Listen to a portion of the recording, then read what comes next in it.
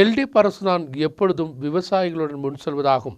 UDF அரசு எக்காலத்திலும் மாவட்டத்தில் குடியிறக்கும் முயற்சியை மட்டும்தான் செய்து வருவதாகவும் எம்எம்மணி எம்எல்ஏ சிபிஐஎம் கட்டப்பணியில் நடைபெற்ற மாலை நேர சதஸை துவக்கி வைத்து உரையாற்றினார். அவர் சிபிஐஎம் தலைமையில் கட்டப்பனையில் மாலை நேர சதஸ் நடத்தப்பட்டது. பூமி விஷயங்களில் காங்கிரஸ் மிகப்பெரிய ஊழலை செய்து வருவதாகவும் நிலைப்பாட்டிற்கு எதிராக ஒன்றிணைக்க வேண்டும் என்ற கோஷங்கள் முன்னிறுத்திதான் நிகழ்ச்சி நடத்தப்பட்டது. எம்எம்மணி எம்எல்ஏ சதஸை துவக்கி வைத்தார். மாவட்டத்தில் குடி இறக்குவதற்கு விவசாயிகளுக்கு துரோகம் செய்தது யுடிஎஃப் அரசின் காலத்தில் தான் என்றும் எல்டிஎஃப் அரசு எப்பொழுதுமே விவசாயிகளுடன் முன்னிற்பதாகவும் அவர் தெரிவித்தார். ஏகேஜி அமராவதி போராட்டம் உட்பட இதற்கு உதாரணம் என்றும் சிகிச்சார் வழக்கில் சுப்ரீம் கோர்ட்டின் இடைக்கால உத்தரவு அரசு கௌரவமாக பார்ப்பதாகவும் ஏலமல பகுதிகள் ரெவன்யூ பூமி என்று தெளிவுபடுத்தி நீதிமன்றத்தில் அரசு சத்திய வாக்குமூலம் சமர்ப்பித்துள்ளதாகவும், ஆனால் இந்த வழக்கில் வேண்டாதவர்கள் பலரின் ஒத்தாசையுடன் பிரச்சனைகளை ஏற்படுத்துவதாகவும் இது காங்கிரஸ் தான் என்றும் சில சங்கங்கள் இவருடன் செயல்படுவதாகவும் விவசாய துரோக நடவடிக்கை மட்டும்தான் காங்கிரஸ் எடுத்து வருவதாகவும் எம்எம்மணி தெரிவித்தார்.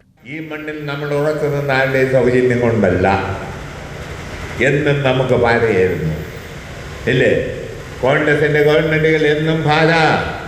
പട്ടത്താട് പിള്ളയുടെ ഗവൺമെന്റ് PT ചാക്കോ ഭരിച്ചിരുന്ന കാലം, ആർ ശങ്കർ ഭരിച്ചപ്പോ എന്നും, പനപ്പള്ളി ഗോവിന്ദമേനോൻ ഭരിച്ചപ്പം, പ്രിയമുള്ളവരെ എന്നും അതെ. ഈ ശ്രമത്തെ ഞങ്ങൾ പരാജയപ്പെടുത്താൻ, ഈ നാട്ടിലെ ജനങ്ങളോടൊപ്പം നിൽക്കാൻ, പൊടുകാൻ എല്ലാ മാർഗവും നിയമപരവും നിയമപരമല്ലാത്ത മാർഗവും ഞങ്ങൾ സ്വീകരിക്കും എന്ന് ഞാൻ അസംഖ്യമായി പറയാൻ ഈ അവസരം വിനിയോഗിക്കുക. ஏரியா கமிட்டி அங்கத்தினர் பிஜு தலைமை வைத்த ஏரியா செயலாளர் சஜி, ஏரியா கமிட்டி அங்கத்தினர் மேத்யூ ஜார்ஜ், டோமி ஜார்ஜ், சுமோத், பினு, பால்ராஜ், ஜோஸ் உட்பட உள்ளவர்கள் உரையாற்றினர். News bureau Kattappana.